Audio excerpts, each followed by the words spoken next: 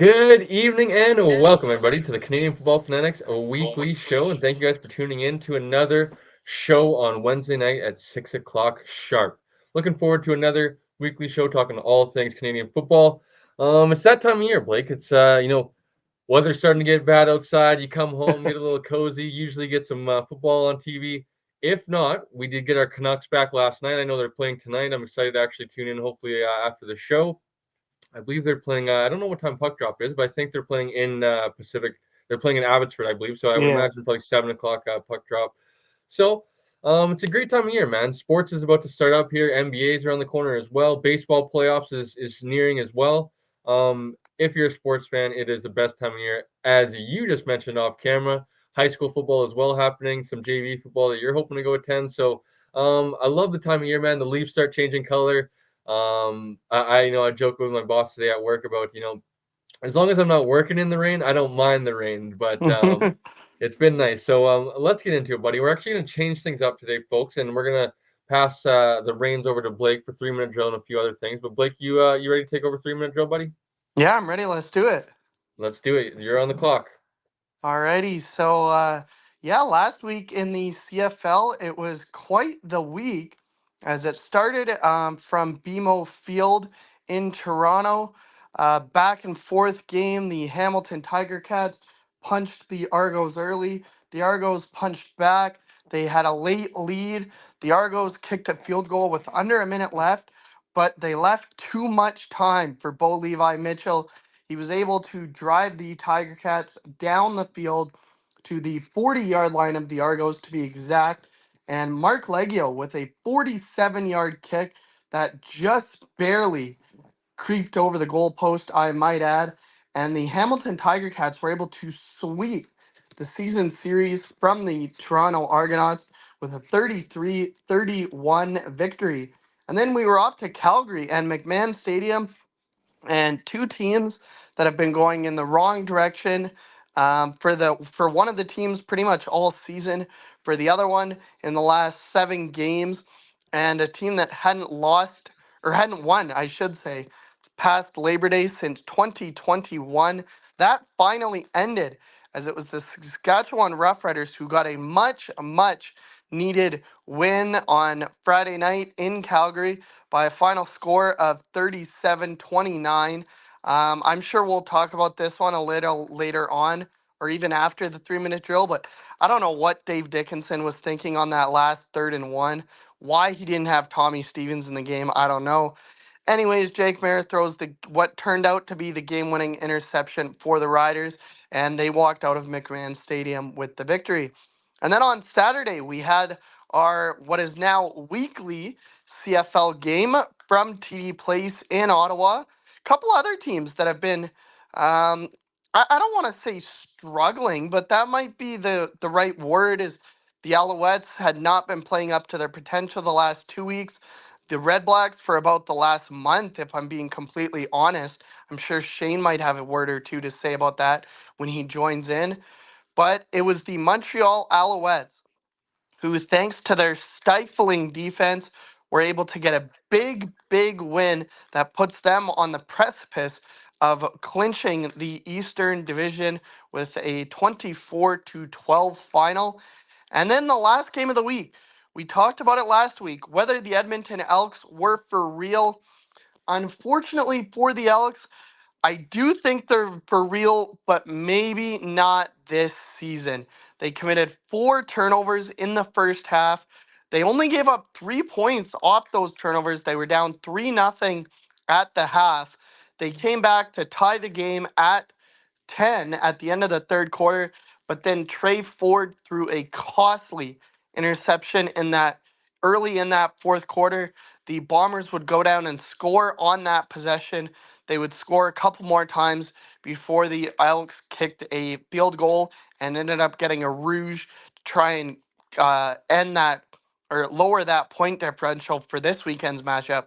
But it was the Winnipeg Blue Bombers showing once again that, as much as it pains me to say it, and it probably pains you to say, much like Montreal, I think the West, if you're going to want to go to the Grey Cup this year, you're going to have to do it by going through Winnipeg. Final score in that one was 27-14. And that ends what I believe was week number 16 in the Okay. CFL. So that is our 3-minute drill. Awesome, buddy. Do you have full controls? Can you bring in Coach and Shane? I might as well just pass the keys over to you if you can. Yeah, I can. We'll do that right now. So we will add Coach Phil. What's up, Coach? I'm mad. You're mad. Oh, All right, all right. We'll I can't we'll wait to hear get about it. yeah, we'll get to that in a second. And Shane, what's going on with you? How are you, buddy? You unfortunately missed last week. You were feeling a little bit under the weather, so it's good to see you again, buddy. Oh, I think you're on Show. mute.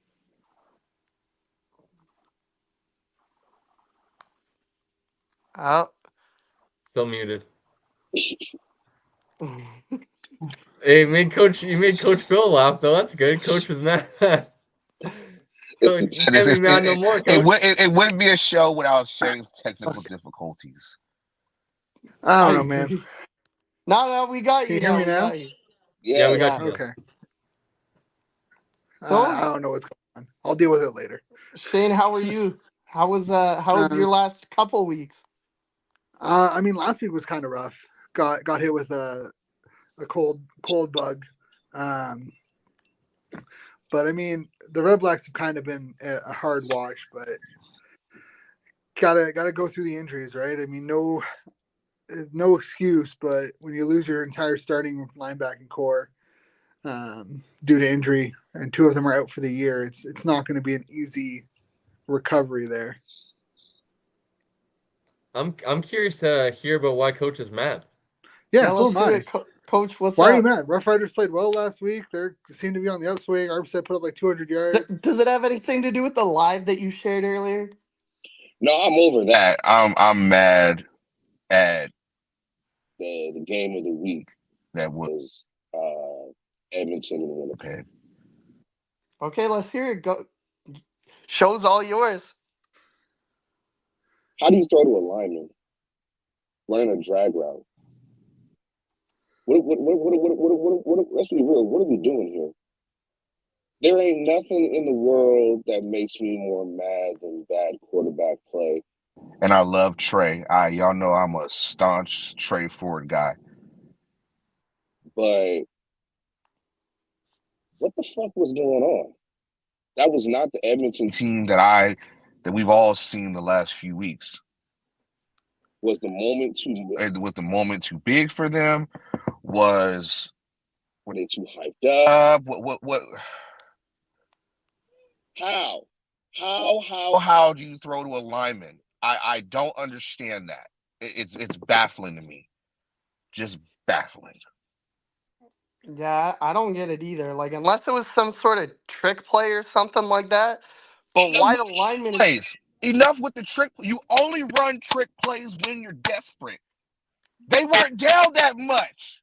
they were tied. That's what I'm saying. Like, bro, like I want them to be successful, but this. I know they got the rematch this weekend, correct? They play them again, but they're playing them in Winnipeg. You can't, Trey. It's like the moment. It's like the opportunity is there for yours to take to show that you deserve to be the guy, and yet you're playing backyard football out there. Are you reading the defense? Are you reading the defense? That's what makes me mad. Are you reading the defense, or are you just winging it? Yeah, I don't know. Like, Cole, you're the quarterback of the show. What are your thoughts on it? Well, hard to argue and hard to defend. Hard to argue against Coach Phil, number one. Hard to kind of defend Trey when he plays like that. Number two, I didn't watch the game, unfortunately. The Raiders were playing at 4 o'clock on Saturday, so I was obviously a little bit busy. Was able to catch some of the highlights, but the Elks offense really wasn't on much of the 10-minute highlight video that was put on YouTube. So, I'm gonna sound like a hypocrite because I don't like what BC did with Nathan Market and going to VA. I kind of like that Jerry has announced that they're gonna go with MBT here up this week. That they're not gonna they they're desperate, right? They need to catch up to either Saskatchewan and or BC. They know that they can't afford to lose any more games. So going to MBT, who's looked, what we talked about last week, like it's unfortunate for MBT that he got put in this situation because he wasn't really realistically the problem. It was just like at that state and time when like your record's that bad, it's kind of like it can't hurt to go to Trey, and Trey's shown those flashes. So it's like, it's kind of a shitty situation.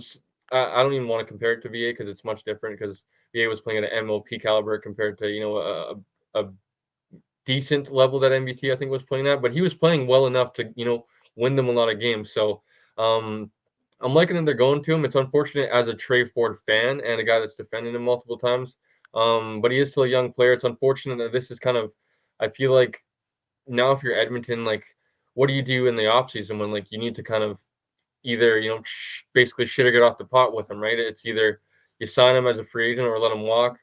He's definitely not a finished product right now. So it's kind of I think Edmonton is in a state where they can develop a quarterback and go through those growing pains. They need to win now to kind of revitalize that fan base and that kind of program. So it's going to be an interesting one, especially because I think I agree with Coach. It is going into Winnipeg is going to be much difficult, but I think MBT will give them a shot to win. It's just a matter of fact of if they can kind of pull it out. So tough one for me, and it's unfortunate I wasn't able to watch the game because I was really interested in this one, and it was probably the game actually I was most looking forward to on the weekend. And it's just shitty that it was at the same time as the Raiders game.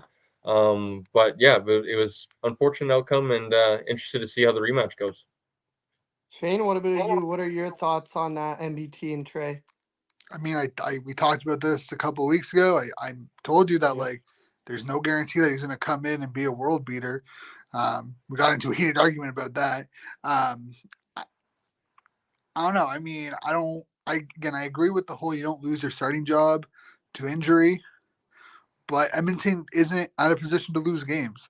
And watching Ford last week, he didn't look that great. Like the offense kind of wasn't at the peak we've seen before. MBT MTB, puts them in the best position to win right now. So like you're battling for that last playoff spot. The West is really close. Unfortunately, you've wasted the first 2 years of Ford and kind of having that growing room that you would have had. At this point, it's all about wins. And, in the offseason is going to be interesting. Do they bring Trey Ford back? Do they look to go a different direction? Does Ford look to go in a different direction? Because, I mean, it takes two to tango, right? He may not want to go back to Edmonton. Edmonton may not want to bring him back. But at this point, you just need to win. And MBT gives them the best chance to win. See what happens this week. But they definitely need to win to keep in contention with everyone else. Can I add something? Yeah, go ahead, Coach. I was very critical of the MBT deal, like a lot of us were, but the way MBT plays, he's been a vet. He's good for the offense. I still feel like Trey's got a lot to offer to the team, but damn, you guys just roll with MBT. If you're trying to make a push for the playoffs, roll with MBT, do what you got to do, and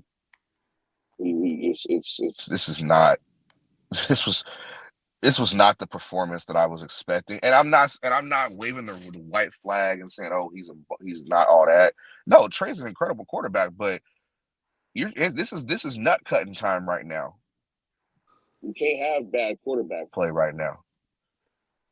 I find that unfortunately, if I'm being like honest with Trey, because obviously we're all Trey Ford fans, I feel like he really excels when he comes in off the bench and like nobody's really game plan for him. And I feel like once he kind of gets a start or two and teams start to game plan for him, he really starts to struggle because teams kind of take away what he likes to do in a sense. But it's unfortunate, like kind of Shane just mentioned of throwing away his first 2 years of development. They really did with Cornelius number one. And some of those growing pains could have been out last year where now they're happening in games that they need to win. So I think it's unfortunate for both parties because they want to win, and I'm sure they want to kind of have they made it pretty obvious that they wanted Trey to be the guy starting him over MBT here with this new regime that took over. So I like that they are also not like kind of hesitant to go to MBT. I think it's a good move by them. I want to know. I would like to know what his progressions are. Like, what is his reads? Is he a one read quarterback? Or you tell him, hey, if your first read isn't there, take off. Is it hey, look at one side of the field. If that one side of the field is locked up, if the middle's locked up, whatever it is, take off. But I agree with you. He is great in relief when you can't really game plan for him. But when your tendencies are picked up on, you're the starter. You got to figure out a way to get the job done. Plain simple. So we don't see. I'm not. I'm not. That's my dude, and I want to see him be successful. But nobody's above constructive criticism. That was a shitty performance. He needs to develop a lot more as a passer. Like if you watch him play, and I agree with Coach, like it doesn't look like he's reading like any side of the field. He has like one or two reads and then he pulls it and runs. If you can force him to throw the ball, kind of take away his running options, he's gonna struggle. Like if he needs to work on one thing this offseason, by watching him so far this year and even his first 2 years, he needs to become a better passer. It's just like Dustin Crum. Crum is great on his legs. He can create chances, he can extend plays. But if you can keep him in the pocket and force him to throw, he struggles. It's the same thing with Ford. So I think that's where we saw last week. They kind of kept him in the pocket, forced him to throw the ball, go through his reads. He struggled with it. They're still playing. I mean, I think he's like 20, 26, 27. It's kind of where CFL quarterbacks start hitting their stride. Um, but there needs to be more growth in his passing game. He won't be able to rely on his legs forever. And if it's in Edmonton or if it's somewhere else, next year is going to be a really big year for him because I don't see him starting again unless MBT gets hurt. I don't see him starting again this year. Let's also give credit to that Winnipeg defense, though. They weren't even playing anything special. They weren't playing a soft coverage or nothing. Willie was knocking down balls. Tony Jones, shout out to Tony Jones, man. He had a phenomenal game. Just that defense alone, they did their job. Defense in the league for the top defense in the league for a reason, right? You don't need to make anything complicated. They'll just beat you with straight up basic football. Ford and Bonds. That's some dynamic combo right there at DB right there. That secondary's playing lights out front. And I was kind of skeptical about the front line this season with them losing Jackson Jeffcoat, but they've got some guys, and they were telling me before the season, Coach, we got some dogs at LB, and we got some dogs coming up on the D line, and they sure enough have. So if all roads lead through Winnipeg for a fifth year, shit. It's going through Winnipeg. So I think What should we talk about? that pretty much ends the 3-minute drill, and that kind of spilled into news and notes. We just let that run. Coach and Shane appreciated their thoughts, but we'll go to you, Shane, first, because one of the other big news of the week is that Jeremiah Masoli is once again going to start in Regina on Saturday. Drew Brown is, and I'm going to say this, and I know you're going to counter me, so this is exactly why I'm going to say it, but I'm going to say supposedly dealing with an ankle injury. With how you were feeling on Saturday, were you able to make it out to the game? I was not. I had family things to deal with. But no, I mean, he was, according to AJ Jackieback, who does TSN 1200 in Ottawa, he was in a walking boot during practice this week. It sounds like he re-aggravated his injury from when he got rolled on versus Saskatchewan earlier in the year. And again, luckily it sounds like we're going to get, it sounds like Tobias Harris is going to be back this week. Pimpleton's going to be back this week. Money Hunter's expected back this week. He is expected to play safety because Adai, and Cranston and Howell all left the game last week against Montreal with injury. It sounds like Pelios is expected back, but you still lost Dino Boyd and centers for extended period of time. This team you're starting to see the injuries crop up. People can say whatever they want about the next man up, and they're going to tell you the next man up. They're gonna keep saying all the cliche things. But like I said earlier in the show, name me a team that can lose their 3 starting linebackers and not see a drop in defense. Like Ottawa was able to weather the storm in their secondary at the beginning of the year when they didn't have Dandridge and McGee and Howell, and they had, Lamont, who's emerged as a really quality player, kind of come in as an inexperienced DB. You had in some injuries on offense, but we're at a point where the 6th game was looking more like an all-star team with like Addison. There was like 9 starters on that 6-game injured list. At some point, it's going to take effect on the team. With the amount of players that are expected back this week, they should be a very competitive team against Saskatchewan, but I still worry about that linebacking core with Santos Knox and Pickett now out for the year. Santos Knox isn't expected to be back anytime soon. It kind of kills what was looking to be a very promising year. The injuries have kind of killed all the expectations. Yeah, it's unfortunate, and I think Coach will go to you next because I did see today CJ Revis was a full participant in Riders practice. It looks like he is going to make his return on Saturday against those same Red Blacks. And you and Shane have a lot in common because, especially on that offensive line, almost your entire offensive line was on the 6th game at one point in this season. But they're starting much like the BC Lions, and Cole and I will get into that a little bit in news and notes, maybe a little bit more in our preview for Friday night's game. But they're starting to get healthy at the right time.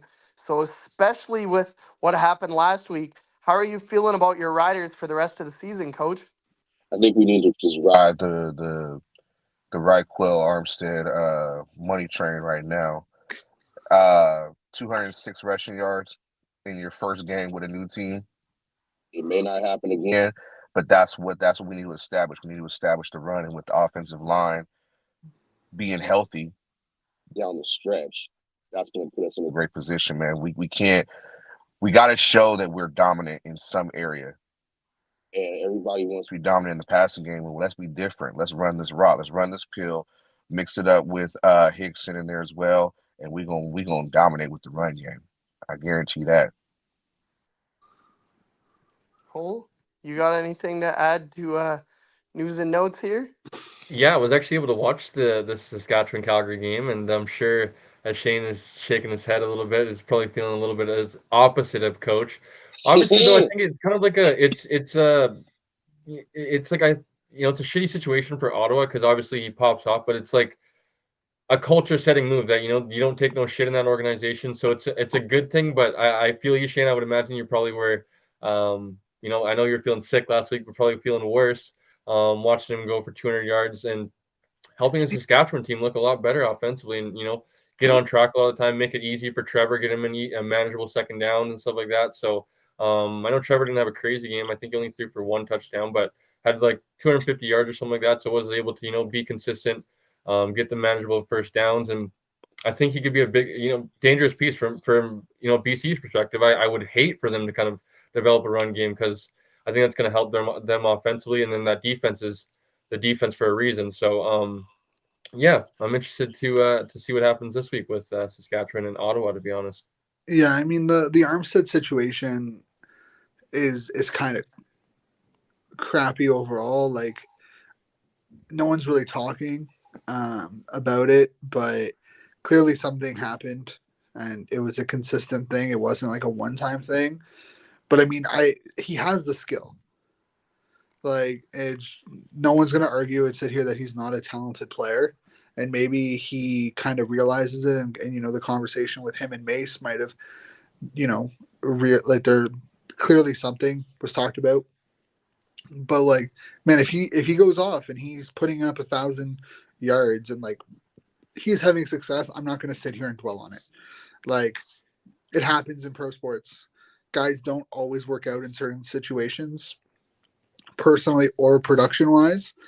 If he makes it work in Saskatchewan, he puts up like I'm not going to hate on the guy, and I don't think it's fair. I don't think anyone should. I don't think Red Blacks fans should be sitting there with like pitchforks trying to crucify the guy for not working out in Ottawa. It doesn't happen for like it just doesn't work for everyone. Like right, the grass isn't always greener. Players leave organizations for other organizations, and it just doesn't work out. They end up back on that organization, the previous organization. So I wish him nothing but success and like production the rest of the way. Can you imagine AJ, Armstead, and Hickson? Frankie Hickson. I don't think you have all three though. I think that's the problem. Somebody got to go, but it might be Hickson, but AJ and Armstead. It might be AJ, to be honest.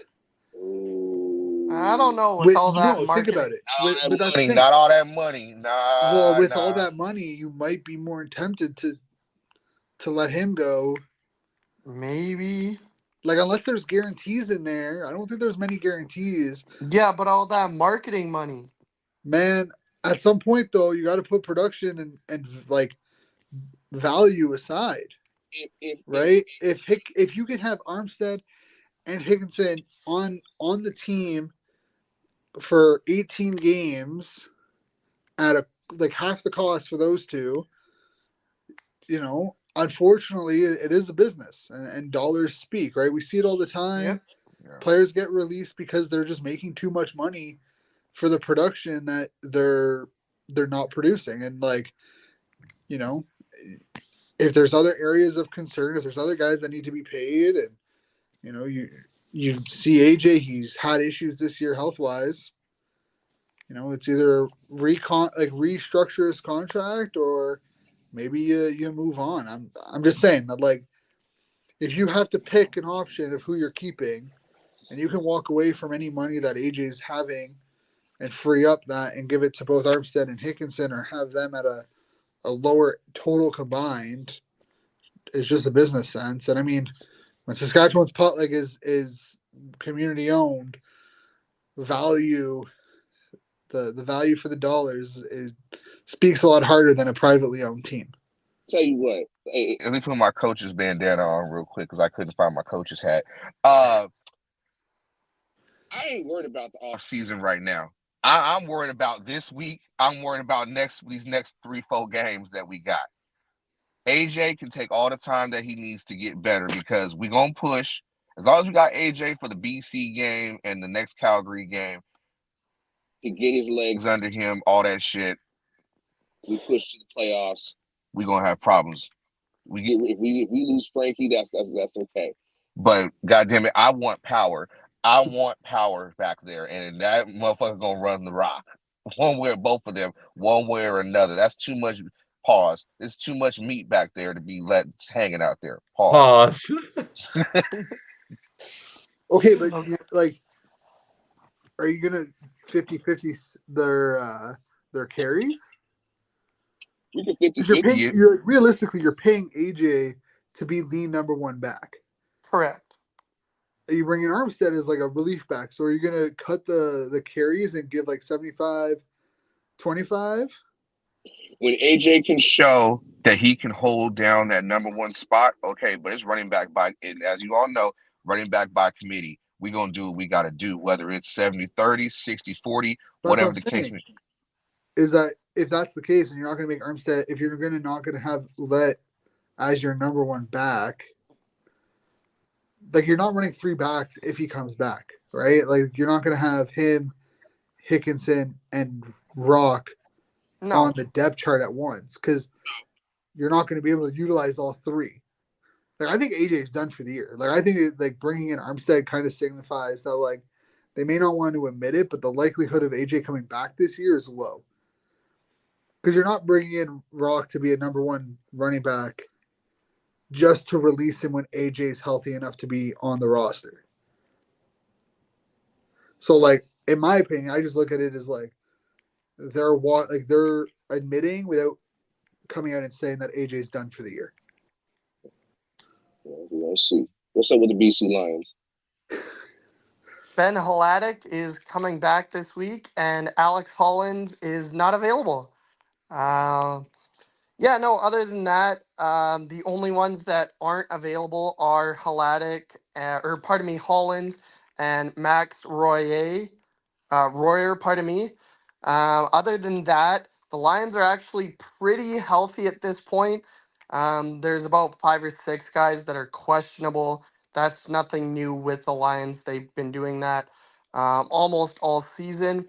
One name that I did see on the injury report, though, Cole, and I know you were at work, so you might not have been able to see this, but someone that was added to the injury list just today that was limited in practice and is now questionable to play on Friday was Gary Peters. What's your thoughts on that?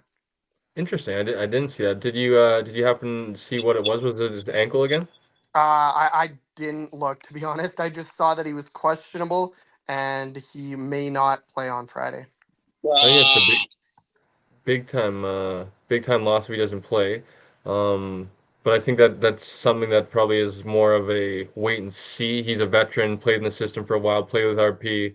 I would imagine, like you said, the questionable thing is kind of a league wide thing, where playing a little bit of gamesmanship and not wanting to kind of show your cards, I guess, if you will, of who you're going to dress and having to make that other team prepare. So hopefully he's able to play, because I think that would be a tremendous loss. Because I think that would mean Jordan Perry may not have to slot back into the lineup, Correct. who's been inactive for quite some time. So it would be interesting, and it would be a big time loss and at a very bad time of year. Right now with a very hot Hamilton team coming in as well, with Bo Levi Mitchell throwing the ball all around the yard as he's been doing all year. But quickly here, Blake, before we get into picks, I know Now, Shane wanted to I talk was just MOP. gonna go there. So, Oh, I I'm just wanted curious to. to hear everybody's thoughts, but Shane, so, you so take it we'll away, bud. We'll yeah, let you we'll go start. I just counterclockwise. Shane, you go first. we didn't mention it, but Jamal Peters signed a 1 year extension with Hamilton, which I think was Oh, I did see that. kind of surprising for my like. I was surprised to see that based off of some of the things that were tweeted out earlier in the year and kind of came off as cryptid. But I mean, hey, maybe things aren't all lost in Hamilton right now. So just wanted to mention that as it wasn't mentioned earlier. Um, They're still alive, I guess. they are. Very much so, depending on what happens this week. Yeah, if they can get a win in a Toronto, like they can steal a spot from Toronto. They can steal a spot from out west. Like they're in a good spot to kind of control their own destiny for the most part. But for MOP candidates, I know we talked about the Marshall Ferguson article. Um, I'm kind of annoyed with the amount of conversation around MOP being strictly offensive players. Like I know they don't actually have like a true offensive like player of the year award. Like MOP is kind of that, but it's not officially that. It's the most outstanding player. There's no Correct. offensive player this year that, in my opinion, has played enough games consistently to warrant being in there outside of maybe McInnes. I think Brady's in there probably. I Oliveira. don't think so. He has 1 touchdown all year. His yards are great though. His total Doesn't yards matter. for You yards from still need scrimmage. to get. You He's still still need to touchdown. hit Pater. He's gonna finish first in the West. His team's gonna finish first in the West. Sure, So but he's not. He out of hasn't. here. He I'm not saying he should be. I'm not saying he should be the MOP. So take it easy, coach. All right, don't. But I I'm saying if there's any offensive player, I think it should be Brady Oliveira before Justin McInnes personally. um, I mean, I think the touchdowns kind of play a factor in it, but One touchdown and a chicken one. dance gets you MOP. Man. I personally, I think it should go defensive. I think it should be Beverett or Yes. Milligan, though, and like I think those two should be the clear favorites going in. And I mean, Sankey could be in there too, with how he's been playing. But personally, my nomination for offense or for MOP and defensive player will be Milligan and Beverett with how things are going right now. I agree. Coach, I don't know why coach is freaking out. I literally said if I was to make an offensive player, it would be Brady Oliveira, and he's all, "Oh man, I mean, I don't Nah, agree. I don't agree with Oliveira. I think Let me talk. Let me I rap. think if there's an offensive player, an underrated offensive player that you could make an argument for, it's Justin Hardy. That might be a Agreed. little homerism, but I think if you're talking about offensive player for what he's done for this team, another 1,000-yard season, like he's been Mr. Reliable for them. Again, doesn't have, I think only has like 3 touchdowns, but I think he has been one of the more underrated players of the year so far. Okay, Coach, it's all yours now. So repeat the question to me one more time, just so I make sure I'm Who's Who do you your think- favorite right now for MOP? Bev all day. That's it. No, you're not even gonna go with your own guy in Milligan.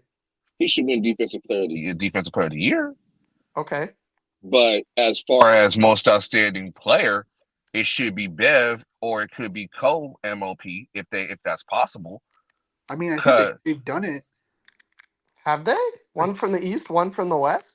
I think so. If I remember correctly, they had a year where it was like a kind of split down the middle. I might be wrong, but I thought there was one year in the last like 5 years where it was like co MOPs, but I could be wrong. To not cuss out Cole, because I love Cole dearly. That would be the most asinine thing I've ever heard if they just gave it to him gave it to Brady just based off of 1 touchdown, a chicken dance, and 1,000 yards. I didn't say that. I didn't say that. I said if there was an offensive player that was a my favorite. time. I literally said I agree that the defensive player should win, and you're like, oh, you go, this is crazy. No, I love messing with you, Cole. But no, and I don't. And why the hell does Bo deserve to be in the conversation? I mean, again, I think it depends on if you look at if wins are a quarterback stat or a team stat. Because statistically, Bo's been one of the best quarterbacks in the league. Statistically, his yards, his touchdowns. They started 0-6. But I think that's the conversation, though. Is that 1-6, but yes, but that's same the difference, conversation, Coach. though, is that is the win-loss record like, I mean, I don't agree with it being a quarterback stat because if your defense puts up or gets put 38 up against and you'll lose 38-36, that's not a quarterback's fault. So like, right. So I think that's the question, is that if you're going to look at a quarterback, especially this year, is win-loss more important than, or is it a big factor in your voting? Because unless Bo can get the Tiger Cats to the playoffs by some miracle, that makes a difference. You cannot give it to someone that didn't even make the damn playoffs. But again, it's not that argument though. It's like is a win and loss, is that a team? Like, should that fall more as a team or on the quarterback when the quarterback is playing well enough to win? You're the guy. You're supposed to get your team the wins. You're the highest paid player on the team. Bo is. Sure, but he's not playing defense. No. Who talks to the media though? That's bullshit. Because they get the glory when they win, but they want to pass it off to the defense and say, "Oh, you're the reason why we." See, I don't agree with that either. I don't want to hear that bullshit. I don't want to hear that. See, for me, I don't agree with wins losses being a quarterback stat at all. Putting praise on a quarterback for their win when they only put up like, and I mean, I talked about it all year with Saskatchewan and with Winnipeg, where Caleros was only putting up, like, the offense was only putting up like 7 points. Like, 2 of their wins, their kicker went 12 for 12 and put up all their points. See, I want to get to that. So. Right? So, like, that's not a Caleros. Like, no one should be praising Caleros for that win. Because he wasn't the one who got the win. But they would find ways. They would find ways. And in my opinion, that's BS. In my opinion, I think that's the issue with football, is that everyone has put a quarterback on this pedestal for wins and then tries to kind of hide them away for losses at this point, when in reality, it should be, did the quarterback play good? Did the quarterback and the offense put up like 35 points? Because if that's the case, sure, pump their tires. Can I ask but if they only put up 14... Okay. And like, if you lose a game, realistically, if you lose a game 17-14, that's not on the defense, right? No, if you had the ball last, if your quarterback had the ball last. Yeah, that's not on the defense. But if you lose a game 38-35, Is that game on the quarterback or on the defense? Okay, let me ask a question, and this is for Cole and for Blake. And Shane, Okay. you can throw all y'all. As a matter of fact, I read the article. How the hell is Nathan Rourke in the conversation? He I don't shouldn't know. be. He I don't shouldn't be. know. Nathan has not performed anywhere That's near expectations. He that's should got not be anywhere near an MOP discussion. Because you There's got the no hype. world. it's got to be No for clicks world. though. But Low key got to be clicks. for low key got to be for clicks. Has to It's be. the hype, right? Again, it's the overvaluing of No, but quarterback. the clicks is I know, the but hype. there's no That is the world. reason why he would throw him in there. He's played 4 games. Yeah, and they haven't all been good games. He's played a What month. Michael Jordan shit is this where a dude comes back mid-season and he's already in the MOP conversation? All right, I'll say that's clickbait. That's Like Gotta in be my racist. clicks opinion, for real. the Gotta the be clicks. two He finished offensive fourth.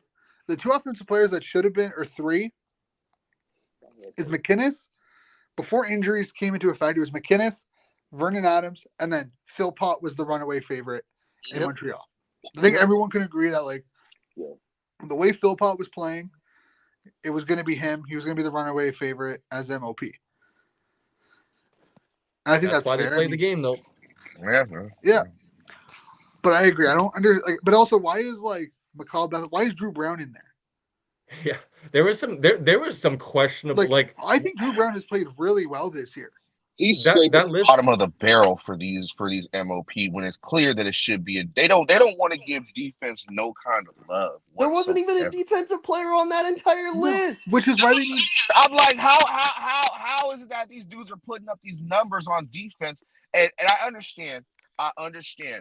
MOP is more than just what you do on the field. It's you are the face.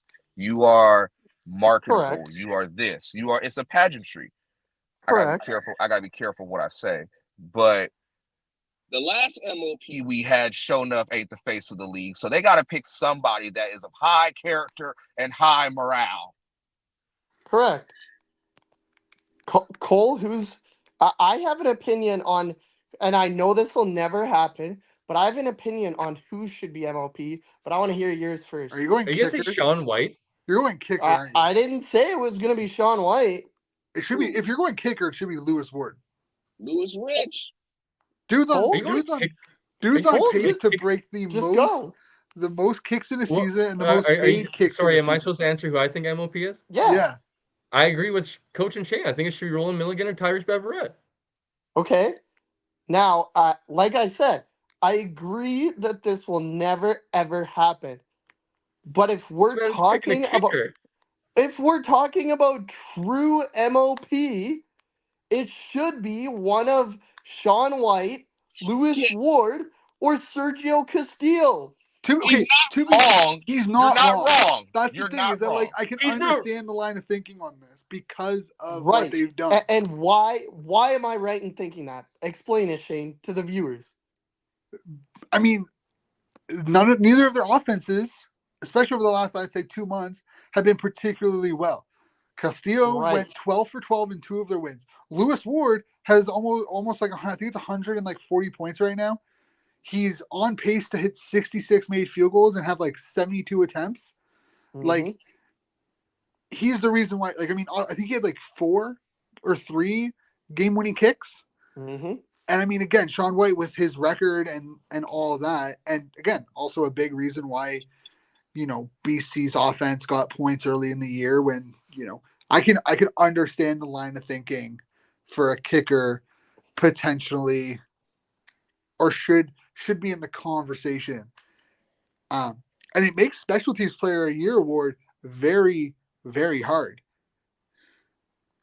Not only was Sergio, let's be real here. Sergio was the sole reason for 2 of the Bombers' wins this year. Not Yes. 1, 2 of them. And not only that, he's kicked a 60-plus yard field goal, 3 times this year now? If we're talking about most outstanding player on the Bombers, it should not be Brady Oliveira. Nowhere in that conversation should Zach Claros' name ever come up. It should be Sergio Castillo. it's not unrealistic. I mean, if you want to make some news and you want to make some noise, give it to the kicker. I mean, the NFL, even in the NFL, Mark Mosley for the Washington, their name, Commanders, he but Commanders, but he won MVP. Now, I know MVP and MOP are two kind of similar but different and valuable and outstanding. But if you think of the word outstanding, yes, it should be a kicker or a defensive player. You want to make some noise, you want to get people talking, give it to a special teams player or give it to a defensive player. So thank you. if you're gonna talk about special teams player, does Grant kind of start wiggling his way into this conversation, Yes. or even Yes. Javon Leak? Yes. Like, should those guys kind of? Well, I don't know if Javon really counts as a special teams player because This year, this last 7-8 weeks he's been a running back, True. but absolutely, Janarian Grant enters the conversation. He has what 4 kick return touchdowns? Yeah, Absolutely, he enters the conversation. I think you kind of the MLP candidates should have. There should be no, in my opinion, should be no offensive players at this point. It's special teams or defensive players because it's the most outstanding player in the league, and there's no way you can convince people that an offensive player has been the best player in the league. Agreed. So, gentlemen, do we have anything else in news and notes? It's NFL technically, but it's CFL because it's a former player.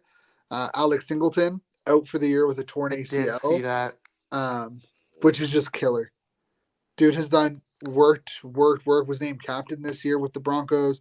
Was starting, making impact. He had like 10 tackles last game before with his injury, and for him to miss this year, it's brutal. It's unfortunate, but so I think that does it for news and notes. We will now go to our picks. And Cole, do you have our records from last week? I know what mine was, but Yeah, I believe we didn't actually mention our records last week, so I think we skipped over them. But everybody but Coach was 2-2. Coach actually fell to 1-3, unfortunately, on the week last week. All good, Coach. So that brings our total records to mine would be 35, 26, and 2. Blake is still in first place at Boo. 36, 25, and 2. So yes, he has one more victory than I do. Shane is in third place with 30, 27, and 2. And Coach is 9, 24, and 2. Yikes. so we will start this week with a rematch of last week's quote unquote game of the week. I feel that what happened with last week takes some of the shine off this game. I know where I'm going to go with this one, but Coach, let's start with you. Who do you got in the rematch, the Elks or the Bombers, and why?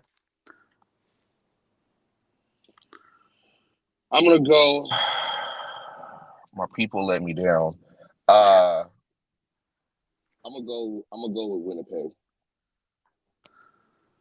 Just so Shane? Edmonton can win.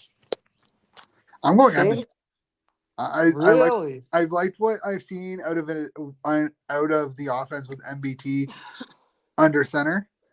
I think they're a better team right now with him under center, so I'm gonna go with Edmonton.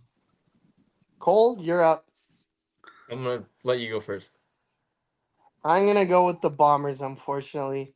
As much as this pains me to say this, as much as it pains me to say this, Coach, we talked about it at the beginning of the show. This I man was throwing think dirt on their grave early in the season. I know. I fully admit that. I think And as much Edmonton as will I hate fail. to say it, especially after last week, all roads lead back to Winnipeg. I've tried desperately, even during this win streak, to give the Bombers bad juju, and it has not worked. So if you can't beat them, join them. Bombers. Bandwagoner. I wouldn't say all that. I wouldn't say all that now. You know what I'm saying? I don't know. I think an Edmonton win just throws everything into chaos. So I'm all for it. I don't know, boys. I want So Edmonton to win. I don't know. I agree with Coach that I want Edmonton to win. I don't want to sacrifice my record and pick Winnipeg for them to win, though. I think this is going to be like MBT makes that offense a little bit better. They run a little bit crisper. That run game helps them out as well. But just what Coach mentioned earlier, going to Winnipeg is that was their game to win was at home to let them lose on the road. I don't know who to pick, so I think I'm just going to go with Winnipeg because I trust them a little bit more. Shane, I was waiting for one person to pick Edmonton and for me to jump on board, but I couldn't do it. I'm gonna go with the boys here, and I'm gonna pick Winnipeg as well. So everybody's going with Winnipeg, but Shane, hey? Yeah. Going with the Elks. So the second matchup of the week from BC Place. I actually will not be in attendance for this Wow. one. I know, shocking to the other three of you. Not real. But there's I know, but there's some other commitments, and as much as you guys don't like to hear it, I didn't get the high school experience when I was in high school, so I'm kind of making up for it nowadays. And it's our homecoming game, so that's where I will be on Friday night. But I will still be following along. Cole, are you making the trip over? You waiting for maybe that Montreal game? I'm probably waiting for the Calgary game. I think is the game I'm So gonna try to next come week. over So for, and then Montreal as well. But I would love to come over for this game, especially it being a Truth and Reconciliation game or whatever the celebration for Yeah. Indigenous. But no, unfortunately, I won't be. Both of us won't be there. yeah, so for the first time all season, neither one of us will be at this game. Uh, Coach, we'll let you start with this one as well. Who you got, the Ticats or the Lions? I'm going with the Ticats. Fair enough. I don't Fair hate it. enough. Shane? VA starting this game, right? No, No, No, No, they've it's already announced Nathan starting. okay. I wasn't sure. I thought there was rumblings that he might start. I missed that announcement. I'm No. still going with Hamilton. I think they're gonna ride that wave. Bo Levi's playing great. James Butler is still back in the lineup, I believe. I don't know. They're riding a hot streak. I'm gonna ride the hot hand with Hamilton. Um, yeah, I mean they're gunning for that spot in the playoffs, either in the West or stealing a spot from Toronto. Um, but yeah, I'm going Hamilton. Cole, you want me to go first or you want to go first? Go I'm for going it. BC, but you go ahead, buddy. Okay, so I mean, you basically already made your pick that you're picking the Lions. Um, I really don't know where to go with this game because I don't know what Lions team You can is pick gonna. against BC. Remember what happened last time? Yeah, I You can know. also change your pick. Apparently, I it works. yeah. Oh, even more of a burn. But I don't know what Lions team is gonna show up. Like the last 3 4 years, BC Place has been an absolute fortress, and when the Lions go on the road, they can't seem to. They're more of a 500 team. This year, it's a little bit more opposite, or a little bit more even, if you will, considering their record is 7-7. I think the Lions they have 3 home games left overall, so I believe they are now 4-2 at home. If I have that correct, Cole. They I think lost to so. the Yeah. Bombers and they lost to the Argos. I know Is they there started another good, and then they've fallen off basically the last 4 weeks or so. Well, not 4 weeks, is there but another the home last three or loss that four I'm at home missing there? games. Um, They beat Edmonton, they beat Calgary, they beat the Riders. I think that's it. So I think they're 4-2. Oh, and Touchdown Pacific was a home game. They won that. So yeah, they're 4-2 at home. I'm gonna go with the Lions in this one. The Lions, You're I, I supposed to. just I just don't think that as much as I love the Lions, you and I both know this. I don't think that if they fall off and they fall into third, they can go into Regina and Winnipeg and go to the Grey Cup that way. I think that if they have that West semifinal at home, they can win that game. They might even be able to win it in Regina. You never know. But shut up. I don't think they're going to be able to win both games on the road. So for that, I this wouldn't is a say must. I wouldn't say Much that. like sorry Shane, much like the touchdown Pacific, this is a must win for the Lions. I think they're going to come out with that energy they came out in touchdown Pacific, and I think they're going to win. Sorry Shane, what were you going to start to I'm just say? saying, like you can't necessarily say that they can't go into either of those places and win. We've seen Montreal go into two different places and win. Yeah, no, you're right. I also saw Winnipeg do it. So 2019. yeah, We see walking y'all this weekend, Shane, and we see walking BC. We see walking all over Calgary. Coach comes off a 7-game losing streak and has this type of energy. I love it. bro, Coach, The energy for I'm talking. Hey, don't worry about it. Don't worry about it. The delusional Coach, you guys got one victory. Let's throw you guys a little party, and then it's gonna start to go downhill once Okay, but again. this You is guys the might thing, get like- third just because Edmonton's Edmonton. He is just living the Saskatchewan experience, right? The I'm top shit mentality, even though they only have 4 Grey Cups, like been around almost 100 years and only got 4 rings to show for it. It's all about efficiency, baby. That's all it is. Don't worry about it. What do you mean efficiency? You're like 4-20 in Grey Cups. Don't matter. I'll take the 4. Just because y'all won what? The last one y'all won was 2016. One. We're 1-2. So hey, we're only 3 back. Get your numbers Cole, up. you Think already about What do you, Ottawa? we got 6, right? Right, Blake? six. Ottawa as Name a the whole, years. I think Ottawa as a whole 9. has like 15, and we didn't have a team for 10 years or for 8 years plus another like 10. That's not my problem. I'm just saying that's that not sounds our like fault. a That's not our Saskatchewan fault. problem. Y'all still technically like behind Ottawa, technically, because we own North Rider history. So There's no technically, technicalities. In the Renegades, though. Okay, yeah, all right. Next. I'm just saying, Cole, man. Cole, you already said you're going the Lions. You want to elaborate on that, or just go to the next game? Yeah, quickly. 2011, 2006, 1994, Man, look it up. 70 something, and I couldn't tell 80. you the last two. 86, and I believe, or no, 88. Sorry, and I believe it's either 77 or 80. Okay, well, I was close. I'll remember those one day. But what gives me So hope is I think it's a sorry to just to get to our picks here, Blake, so we don't have to go for on and on here for the boys. But what gives me confidence is this BC team has shown their colors. They're kind of an up and down team.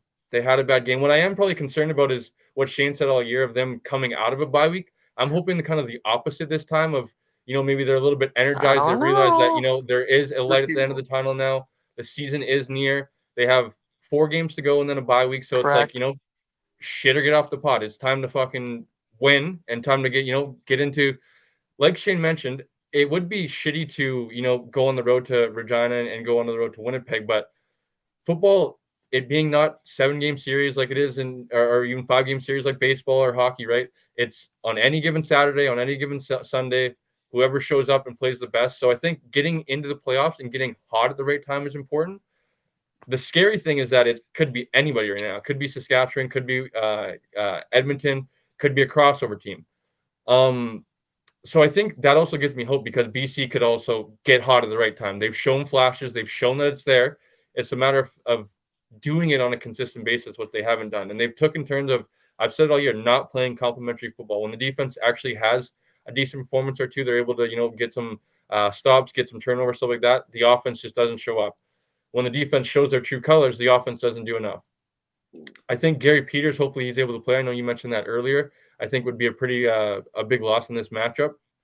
I'm gonna, pick, and this honestly won't change my pick if he doesn't play or not.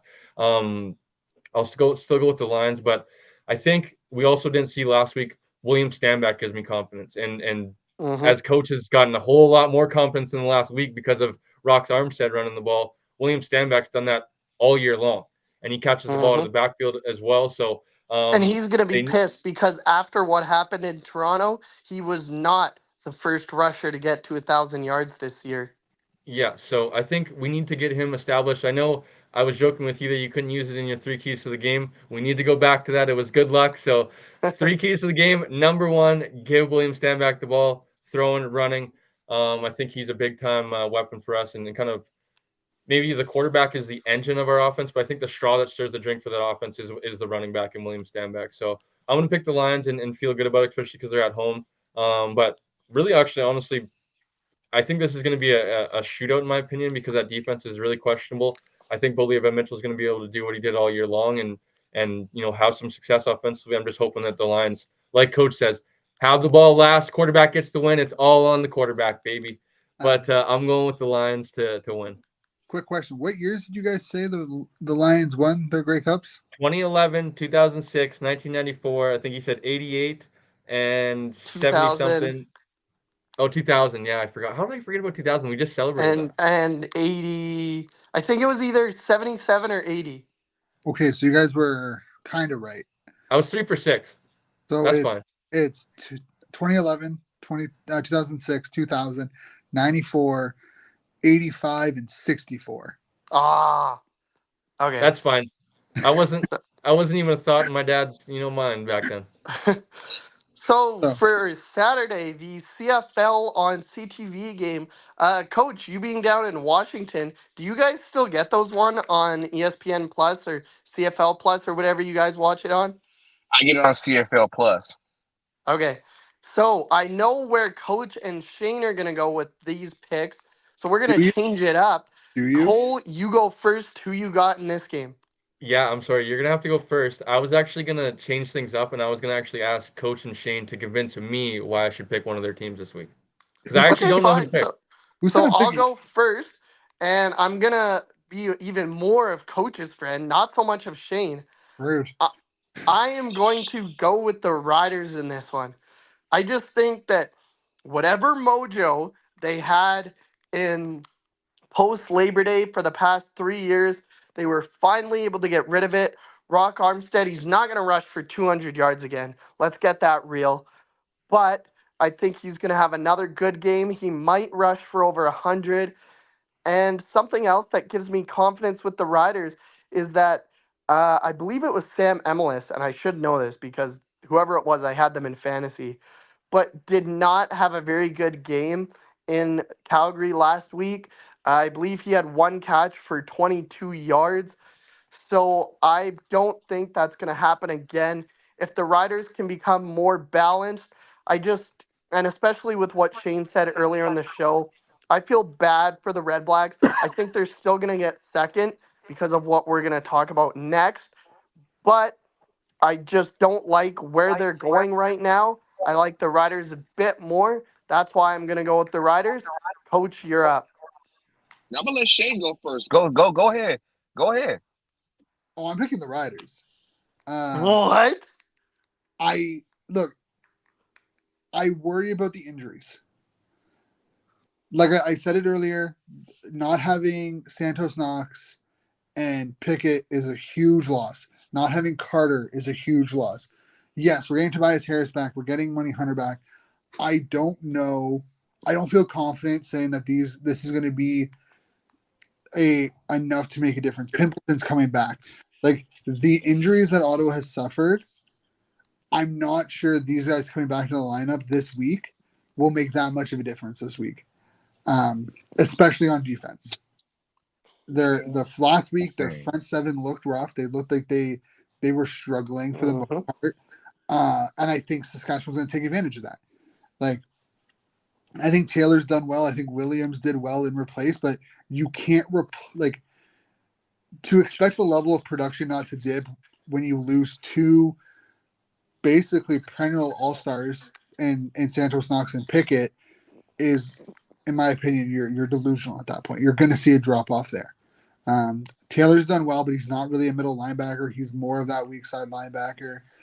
Griffin is expected back, so I don't know if they put Taylor back at middle or Verder gets to start back at middle like he did last week.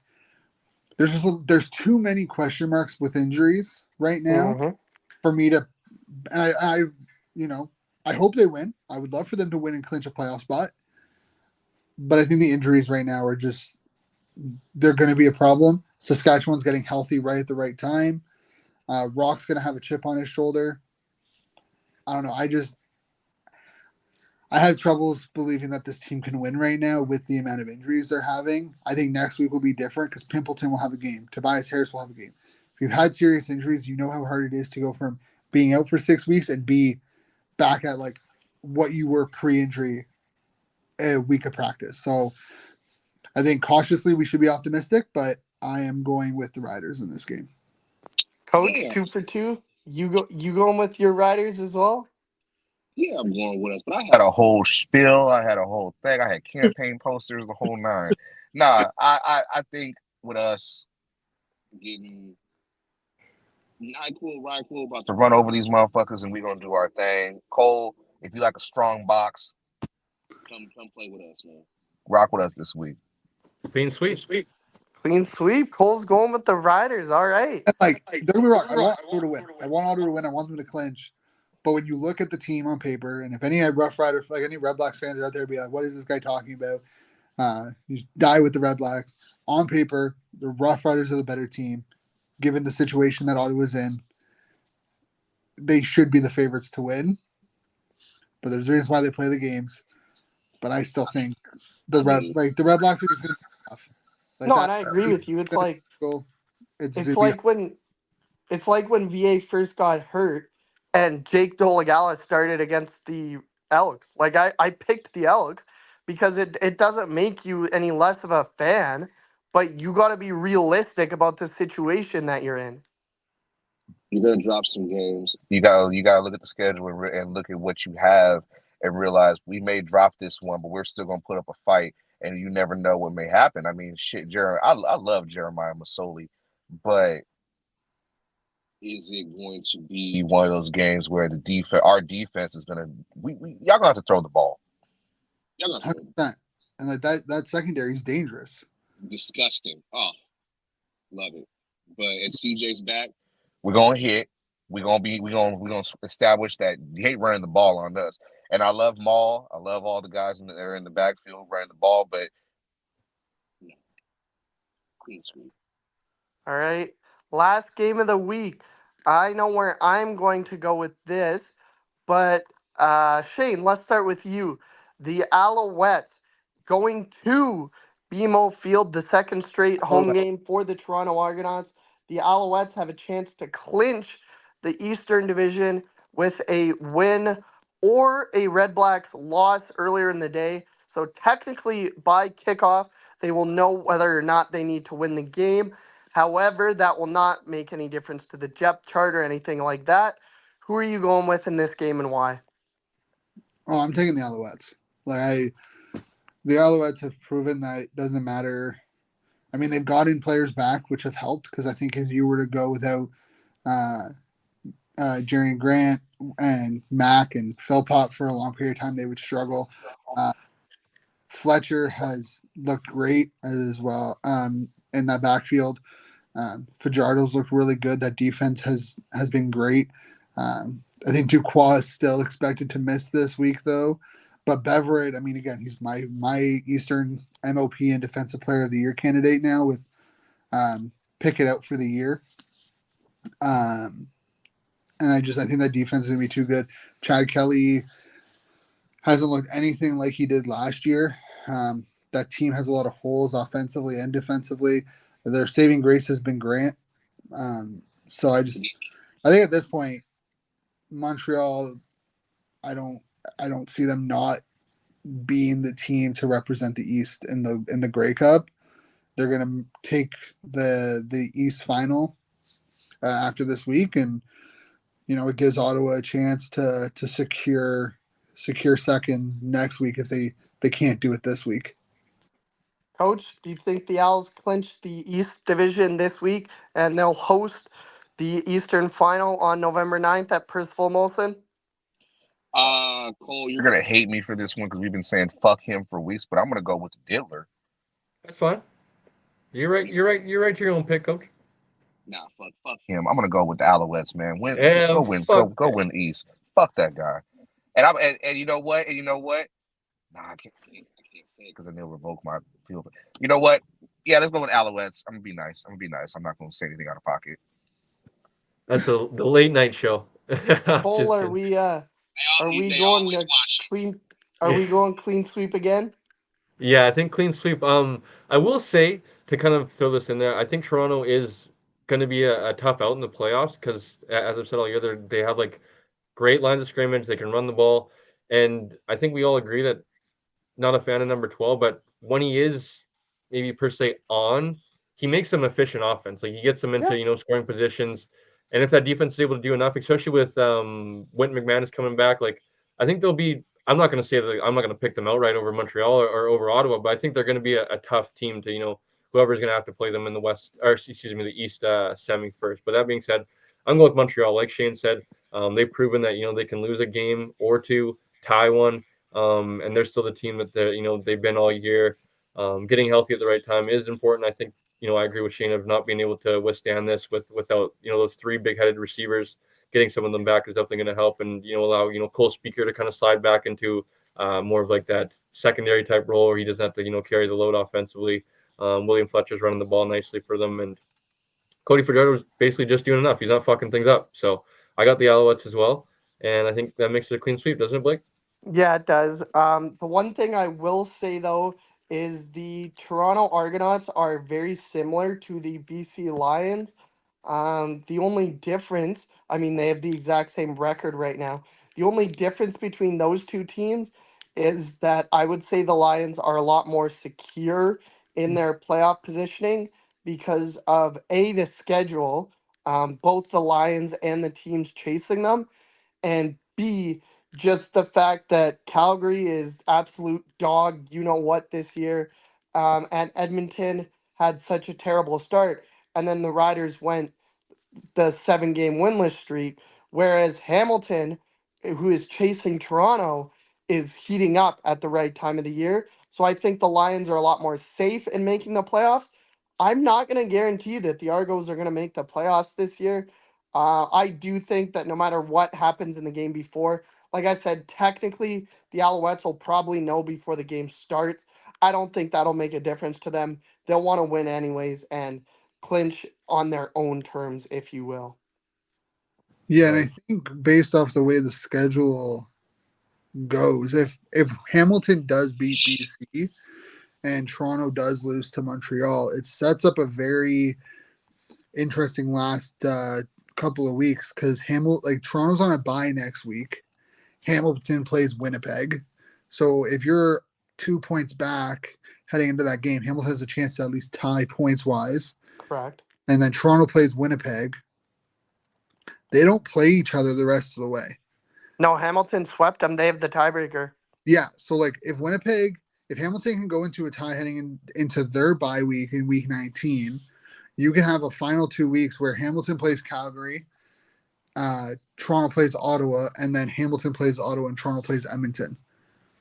Like those final 2 weeks, depending on how the next 3 weeks go, can really be a nail biter if you're a Hamilton or Toronto fan. Even an Edmonton fan, like that week 21 game, Edmonton and Toronto, depending on what happens this week and the couple weeks after, that technically could decide potentially a crossover, even though the Elks or Hamilton, for that matter, if they wanted to cross over to the West, have to finish with more points than the third place team. They can't finish in a tie. No, and like Edmonton plays Winnipeg, and then they play Saskatchewan, and then they play Calgary, and then they're on a bye, and then finish the year against Toronto. So like, it's a very. I think this is the first year in a while where it's going to go down to truly go down to the wire, on both sides. Yeah, I We, we, agree. we said it last week. You got to watch every game during the week, man. It's Mm-hmm. nice. Mm-hmm. So that'll do it for our CFL picks, which means our time with Coach and Shane is almost up. But Shane, what do we got going on 13th Man? U Sports is in full swing. Junior football for here in BC is almost over, at least the regular season. What else do we got? We got the Man, did you CFL see coming down the stretch. We got Laurier NHL. Laurier's upset over Western? That's Yep. correct. York. York gets their first win, gets to put the stripe on their helmet. Shout out Yeah. to Coach Janke. Yeah, I love what he decided. You win a game, you get your stripe. You win 2 games, you get the logo. I think that's fantastic in York. We Yeah, got it's been CHL that started this week here out west. I believe it starts, or last week, I should say. This week out in Ontario and Quebec. yeah. I think Quebec started last week as well. Their regular season opened up last week. The I'm still CHL on. or the OHL started up this weekend, I believe. So yeah, I mean, full swing, still working, and hopefully getting some more writers in, um, and other podcasts kind of lined up. So going through our due diligence with people who've reached out because gotta make sure we have good people in. Um, but yeah, I mean, outside of that, it's getting into the full swing of things. There's so much football going on right now. It's crazy. Um, CGFL is going on, like you said. I mean, I know out west they started earlier. They're halfway through the OFC, so playoffs are around the corner for them. We have the Panda game coming up in a week. I believe it's on the 6th. So That's Ottawa Carlton, right? Ottawa Carlton at TD. Shane will be watching from home, right, Yeah, Shane? yeah. I have no intentions of going down to the field. That is it's Chaos. great football, but it's definitely not my scene. It's a giant. It's like St. Patrick's Day on steroids. Um, So it's a giant rave. it is. It's probably the closest thing you'll get to The American. frat part. It's like a giant frat party. Yeah, like it's probably the closest thing you'll get to, like, American college football atmosphere. Quickly, shout out to Laval. I believe they're doing a good job. I think they had 18,000 or whatever it was. Wasn't Yeah, it I last did week? see that. Yeah. Yeah, they're doing really well out there. But between like I know. The Ottawa Carlton one, it's just a giant party from like 10 a.m. and it goes all the way at till like 12 a.m. Monday. Whoever wins, basically. Honestly, at this point, it's not even whoever wins. Like if Ottawa U loses, their kids are still partying. Um, it's kind of weird because now in Ottawa, like you have a lot of people who are friends in high school and whatnot who don't go to the same. Like they'll go to Carlton, one will go to Carlton, one. So afterwards, they'll just go party together. Even like it doesn't matter. Like Win it or lose, you booze. exactly. So it turns into a giant party, and it's just I've gone to a couple of them, but it's not fun if you're not drinking. So thanks, Shane. We will see you next Wednesday. Yes, you will. Have a good night, guys. Thanks, Later, buddy. buddy. Coach, what about you? What you got going on? You got your usual reactions, I believe. You got a co-host now, basically, Coach. This guy right Hey, here. what's up, little What's man? up? Hey, our Lions are gonna win this week, right, baby? He said the Lions gonna win this week. He said, "Yeah." Damn So right. you got your reactions. I believe you got a trip to Regina. One more here to BC this year before Grey Cup. I'm gonna try and squeeze one in. And then you Boy got up your here. trip to Scamilton, right? Yep, Scamilton, When's that? When's BC. that, Coach? So I got the one in Toronto. Stop it. I got one to Toronto and to Scamilton coming up in October. I got one more to Regina. I got one more to BC. I got one. I'm gonna be at the regular season finale for that one, and then we're gonna get ready for the playoffs and then Grey Cup. Nice, nice. So Perfect. keep. Thanks, Coach. We will see you next week. Oh, one more thing. One question. What's I got up? one question. Why is it when the Canucks lose, y'all burn down the city? I don't know. I We were don't have an young. answer for that. I rooted for y'all and I lost money. I was young. I think we were probably both Canucks fans, right, Blake? Yeah. I had a whole different experience because I was at a watch party over here in Nanaimo, and like everybody was sad, but everybody just went home. Like it was so much different than I'm sure what it was over in Vancouver. I don't know if Blake went down to watch No, outside or I anything like that, didn't, but but it was crazy. I was sitting, not in this house, of course, but I was sitting at home and I watched the last. I was so upset. I was like 13 years old that I left with like 10 minutes left. I came back for like the last 2 minutes. I watched the whole celebration. I watched the Bruins get the trophy. They did all the interviews and everything. That kind of stuff devastated me. And then as soon as that was over, CBC cut to the first guy burning the police car. And I watched that for like, that was on for basically the rest of the night. Because the playoffs, like up here in the West Coast, especially when you get to the finals and stuff like that, they start at 5. So the coverage was over by about like 8 o'clock. Mhm. And from 8 till about like 11:30 at night, I just watched the riots, and I was so like embarrassed to be from this city, so devastated. I wanted to go downtown the next day. There was a bunch of people that went downtown to clean up the city, and I wanted to be one of those people, and unfortunately I had a final exam, so I couldn't. But yet I don't have the answer for you, coach. I don't know why we do that. I was gonna tell y'all, I got two people that I'm trying to get to do an impromptu episode of Deep in the Game. You want to know who they are? Who? Simone Lawrence and Randy Ambrosi. Well, Ooh. what? Randy and Rosie would be sick. Both of them would be sick, but Randy would be crazy, coach. I'm in Toronto, so I'm gonna try and I want to go see the because the Canadian Football Hall of Fame is in Hamilton, right? Yeah, it's Yes. in Hamilton, but the CFL office is in Toronto. It's not that far from the Hockey Hall of Fame. Okay, I'm gonna make a couple stops because I'm only gonna be there Friday and Saturday. So if I can get an impromptu and work something out, I would love to sit there and interview him for that one. So Yep. y'all, I'm gonna keep y'all in the loop, but I'm gonna get up out of here, y'all.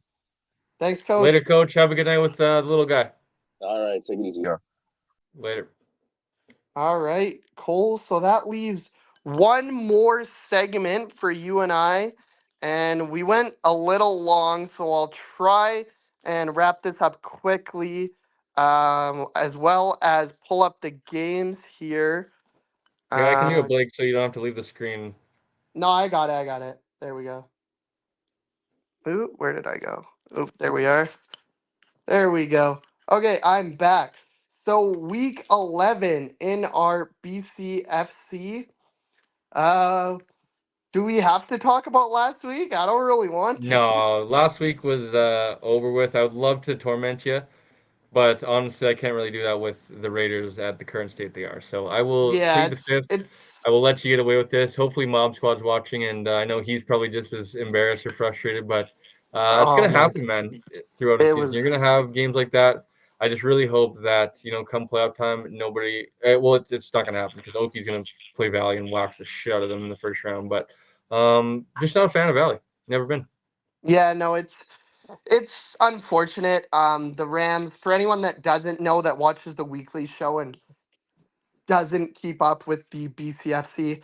That's the only word I can think of. The Rams got embarrassed in Chilliwack.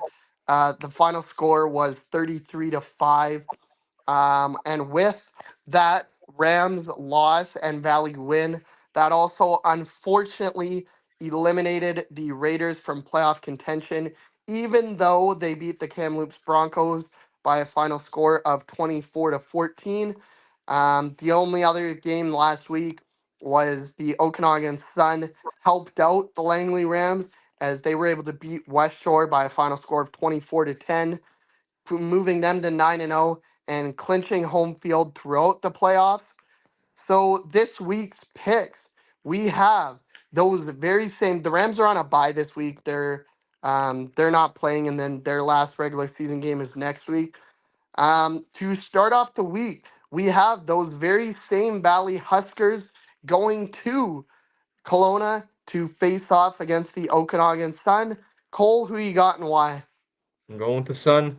They've been the best team all year. I think they're going to continue to be the best team. And like I said, I was a little bit higher on Valley coming in the year. I think they've underachieved. So I'll go with Oki. I would think you are as well. Yeah, I am gonna go with the Sun. I know what happened last week, but Okanagan is not the Rams. I do believe also they're gonna be motivated. They have first place, so that worries me a little bit. But if they do that, they'd be resting players for, I believe, almost 3 full weeks, because I believe Oki is the only team with a bye next week, and then they get, or no, I guess it would only be 2 weeks because Yeah. they get a bye next week, and then it would be the semifinals.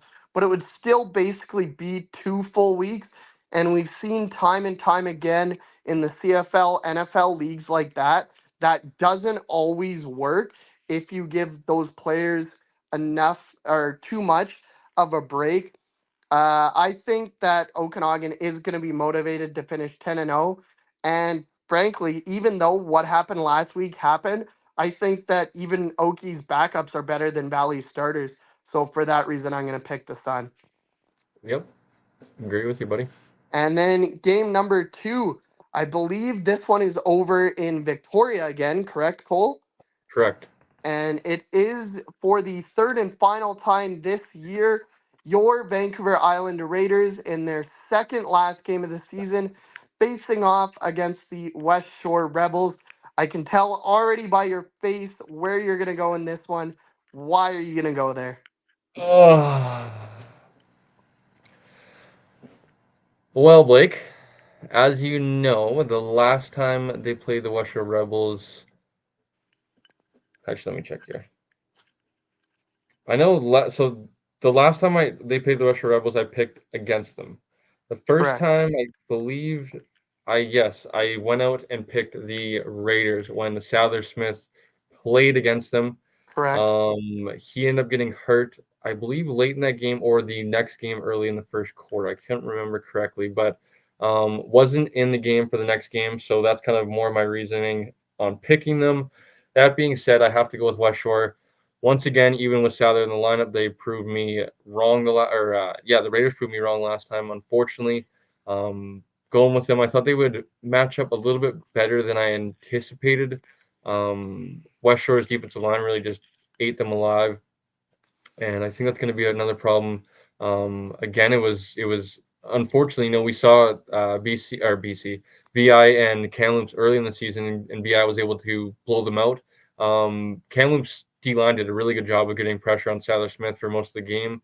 And as much credit as I will give to the Kamloops Broncos defensive line, I think it is probably an indictment, unfortunately, on the Raiders offensive line. I worry about them versus this matchup once again. They also didn't have Cody McMahon, who I believe at the time was leading the conference in sacks for the West Shore Rebels. So another added piece that I think is healthy again. If he's playing, I think it's going to be a long day for Sadler Smith in that offense, unfortunately. They did find something pretty good offensively. I will give a big shout out to, why am I forgetting his name? Nimo Boy.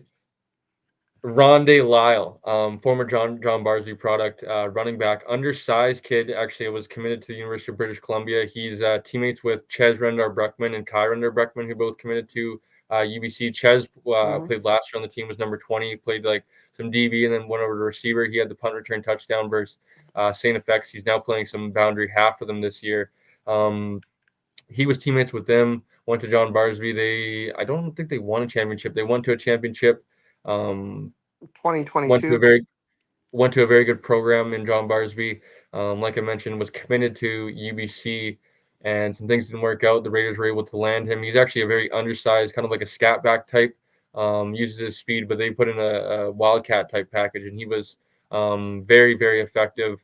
And I would love to see him on the regular offense there with Sadler and not having to bring Sadler out to run that wildcat. So if they're able to do that and give a little bit more of a different look to West Shore, maybe they could make things a little bit closer. But unfortunately, I have to kind of catch things up. Picking BI a couple of times kind of made my record a little bit not what I'd like. I would like to catch Mob and not be. I think it's a 1 or 2 game series lead he has on me. I think even Peak is above me as well. So I'd like to get my record straight, and I think I got to go with my brain over my heart here. Pick the West Shore Rebels as much as that pains me to say. Yeah, I'm gonna go with the West Shore Rebels as well. I've said this. It seems like almost every week. I really respect what you guys did over in Nanaimo. I feel that if Sadler didn't get hurt when he did, this playoff race might have been a little bit closer. But I think the team is going to be just a little bit deflated after what happened last week, winning the game, but still getting eliminated from playoff contention. And West Shore, this is a weird coincidence that we'll probably talk about more next week. But I believe as of right now, so as of recording, Valley could finish anywhere from second to fourth. So Really could West Shore, and so could the Rams. And that's crazy. due to tiebreakers and stuff like that. If West Shore does win, that makes a winner gets second and home field next week when they travel to McLeod Athletic Stadium. So I think the Rebels know what's at stake. They're not going to take the Raiders lightly, and they are going to win this game. And the last game of the week, with all due respect to both teams, it's kind of the toilet bowl, if you will. The Prince George Kodiaks. I actually forget, is this game in Kamloops or is it in Prince George? It is in Prince George. Okay, so the Prince George Kodiaks host the Kamloops Broncos. Both teams only have, I believe, one win on the season. PG's is the first game of the year against VI, unfortunately. Kamloops' one win came when they played PG earlier in the year. Cole, who do you got and why? I don't know. I will say we probably should watch what we say. I saw Colton Melky actually was in our Instagram. He was watching an Instagram earlier. So, Kamloops, current Kamloops Broncos receiver, spent some time with the BC Lions this past year. At If training he camp, is yes. still watching, get your ass out of Kamloops. I will end it at that. I don't know who to go with because Prince George impressed me in week one, beating the VI Raiders. I thought they got out to a pretty impressive start. Sort of Thiessen was made a good or I guess a second impression. We were able to see him with the University of Manitoba last year when he came to Hmm. UBC. Um, you know, took the junior route this year, led them to a big week one victory, and then they've really came back down to earth ever since. So, to be honest, I'd love to ask if I could go with a tie or something, or I plead the mean, you fifth. can go with the tie if you want. I don't know if that's even a thing in the BCFC. Well, maybe if it is a tie, like in my our little picks with Wizard and all them, maybe if I predict a tie and it is a tie, like I get that as a win instead of in my tie category. But I'm not gonna go with the tie because of how incredibly hard that is, especially in junior. Um, I don't know who to go with because I don't know who to go with. So I think I just go with Kamloops because they have Colton Melky. Is that what I do? I guess because they have Yeah, the that realistically they have the best player on the field. correct, So if they can get him the ball fucking 5 times at least, he's gonna make some sort of plays, right? I would think. correct. So in my mind, get him the ball. There's nobody that really there was that tall receiver for Prince George that impressed me. He had 3 touchdowns there in week 1, but I think he's still either at 3 touchdowns or he has only 4 touchdowns here late in the season. So he's really kind of leveled back or came back down to earth, I guess if you want to call it that. I don't really, nobody really scares me on the Prince George offense, and I think that Kamloops defense isn't terrible. They had a better, like I said, better showing last week. They have a good defensive lineman, number 2. I don't know his name. I know he follows the account. He could be a fan of the show, fan of the weekly show. I believe he's a UK guy actually. He's a defensive lineman, but he's a pretty good lineman. He had a sack and a half last week on Sadler. So I think because they have the best players on both offensive and defense, I'm going to go with the Kamloops Broncos. Yeah, I'm gonna go with the Broncos as well. They number one, they already beat PG in their other matchup this year, and number two, I think that as weird as this is to say, Kamloops is trending upwards more so than PG.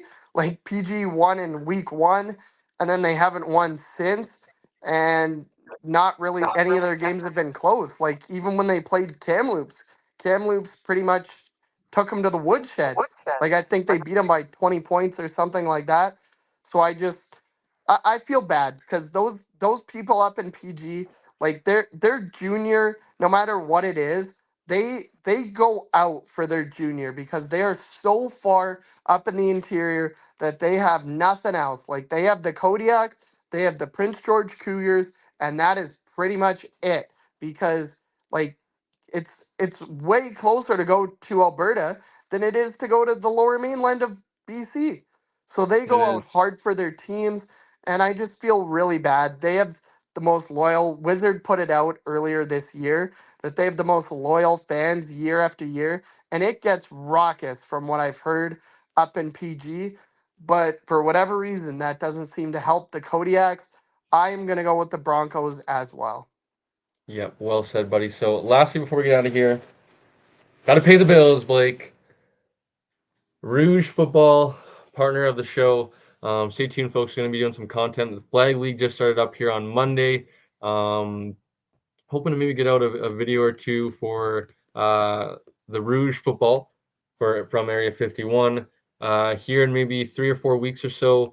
Kind of like a mic'd up / review video.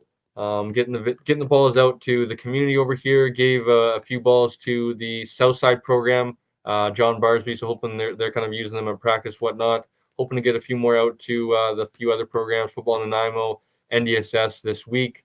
Just spreading the word around. Blake, you could as well. I'll send you a couple, or maybe I'll just Yeah, bring you a for couple sure. once I come back over there. Hoping to get maybe an ad read or something like that for make it a little bit more official, our partnership here from Carlo and the rest of the crew over at Area 51. But so grateful for them and the partnership and everything they've done. To go check out their website and all their catalogs for all your football equipment. So Blake, let's get out of here. Let you go enjoy the game. I will one last thing, Blake, before we get out of here because it has started. Are you excited that hockey's back? Yeah, no, it's I'm not a big preseason guy. Like it doesn't really matter what the sport is. Even like I don't get me wrong, I enjoyed going to training camp with you this past May, and I hope that we continue that tradition like May 2025 and so forth after that. But I'm not a big preseason guy. But it was really weird. Like after the run last year, I found myself watching the game last night, like a little bit more in the background than anything else, but I still had the game on because it was the first Canucks game of the year. Um, I'm a little bit worried about Demko. Me too. However, after what happened in the postseason last year with Seeloff, and especially with how he played last night, I think that this guy, people forget too. I don't mean to toot my own horn, and I know I want to get out of here. You want to get out of here quickly, but I knew a little bit about Arthur Seeloff more quicker than other people because he was the MVP of the 2022 or 2023, sorry, World Championships, and he led Latvia to their first bronze medal in history. Like he was the goaltender, the starting goaltender. They made it all the way to the semifinals. They might have lost to Canada or Finland, something like that. Whoever they lost to in the semifinals, and then they came back and they won bronze, and it was their first medal in World Championship history. So I'm excited. I think once again this year it's going to be a battle, maybe a three-way battle between Vegas, the Canucks, and the Oilers. But I think the Canucks make the playoffs easily, and after that it'll just be whatever happens. Yeah, buddy. I want to lastly, unfortunately, I probably should have started with this honestly, but um, I don't mean to take a little bit of a dark turn here, but I just want to say, No, I know where you're going to go with this, and yeah, go ahead. thank you to you, number one. Thank you to everybody who tuned in tonight. Thank you to Coach and Shane. This was I hate the word distraction because it sounds bad, but this was a great distraction for me to kind of get my mind off things. There was an accident at work today that just kind of like super flustered me and kind of threw me for a loop there before the show started. I kind of got the news at like 5:30. I got a call from my boss that one of the sites that I work on, there was an accident. Unfortunately, one of the workers on site didn't make it, a young kid. So just want to say thank you to you, number one, for kind of steering the ship tonight and helping me out there. I also want to say to everybody that tuned in, thank you for tuning in, for helping me kind of, come on here and talk some football, distract myself, like I said, have a good time. I had a great time talking football with you guys, forgetting about it for a little bit. But also, I would just say, I guess, is like, remember how important life is and how, Mhm. things can happen at, the snap of a finger. So I know it's cliche, but, call your loved ones, tell them you love them, all that sort of good stuff to kind of bring it back to a more positive. Thankful for you, buddy, and appreciate you for kind of steering the ship tonight. It was, like I said, it was just a super. I don't know the guy personally per se, right? But having worked around him and stuff like that, it's just a weird kind of situation, where a guy that you see, from time to time, good morning type thing, right? Hey, good morning, how are you, kind of thing, right? So it's not that I knew him on a personal level. It doesn't, pain me from like a personal standpoint, but from like a human being standpoint, it's kind of like, wow, man, like, shit can happen. You never know when it might happen. So, like I said, tell your loved ones you love them, give them a hug, give them a call, that sort of good stuff. Blake, is there any final thoughts, buddy, to get the train back on the tracks and get it back to a positive note? No, man, I think you summed it up perfectly, and I think that's where we should end the show tonight. Yeah, awesome. So stay tuned, folks. Blake and I will be back for a BC Lions preview. After that, I know Blake's going to be busy. We both won't be at the game. We'll give you guys a BC Lions post-game show as always. Stay tuned for our Canada West picks coming out tomorrow morning. Canada West football show tomorrow as well. It's going to be busy, man. I'm working out of town, and we got all these shows coming out. And then, obviously, enjoy the weekend of football. Like we always say, CGFL, BCFC, heck, CJFL, CFL, U Sports as well, BC high school football, Canadian high school, you name it. I know Blake's about to go enjoy some. Hopefully, only the first quarter is over for you, buddy, and you're able to enjoy the rest of the game. Go New West or go Hyax, whatever they go over there in New West. But other than that, folks, we will see you guys next Wednesday.